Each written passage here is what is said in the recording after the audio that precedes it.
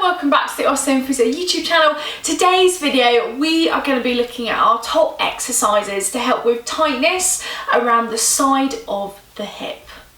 So during this routine we're going to be looking at hip movement to help with that overall flexibility and range of motion in the hip.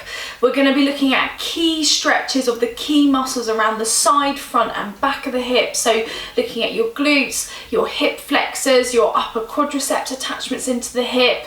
We're also going to be looking at trigger point releasing, so those deeper points of tightness, and then overall strengthening and stability around the hip to help with this movement and stability.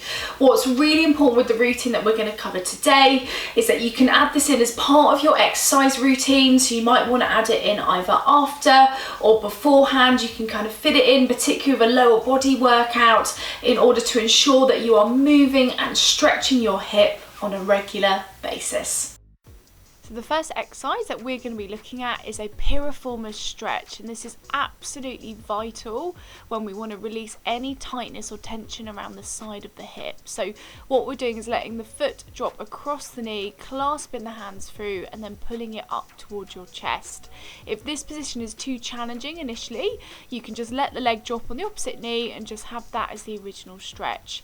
The next move we're moving into is stretching of that glute muscle. So this is where we're pulling the leg across, so it's really important to stretch across the body here, really slow and controlled into that stretch, holding each of them for about 15 to 30 seconds to relax through. Of course you can repeat on the other side, but today we're looking at tightness in one side of the hip. Next we want to add in movement. So a lot of the time when people do this movement, it feels very clicky, very grindy, quite sore. So what we would suggest is just going a little bit slower and just reducing the range and building it up over time, aiming for about 10 to 15 circles in one direction and then 10 to 15 circles in the other direction. To help with tension, tightness around the side of the hip, we want stretching, which is really important, but it's also really important to get that all moving as well into that joint. Next we want to look at trigger point release, so you can use a tennis ball to release any pressure around the side of the hip and the glute med or min, or if we come back a little bit into the glute max or that piriformis muscle, what we want to do is drop the body onto the tennis ball. You're going to take it to about an 8 out of 10 and then you're going to hold that pressure until the pain drops to about a 1 or a 2. It just helps to release around that area in addition to the mobility, to the stretching, to ensure everything's relaxing.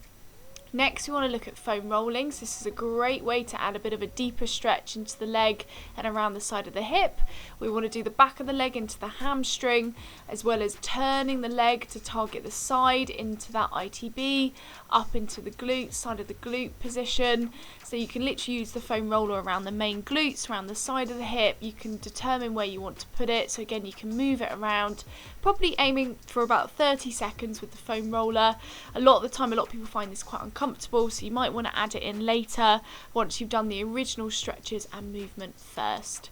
Finally, we want to have a look at stretching through that hip flexor, so that's lunging the leg forward, stretching around the front of the hip. That's a great stretch to help with opening up of the hip and reducing tightness. And if we want to take it one step further, and if you can actually do this, because a lot of people's hips it would be really difficult to do this, but if you can, clasping around the back of the foot and then lunging forward, this helps to target that rectus femoris muscle. Again, holding each of these stretches for 15 seconds and adding this routine within your normal workout routine.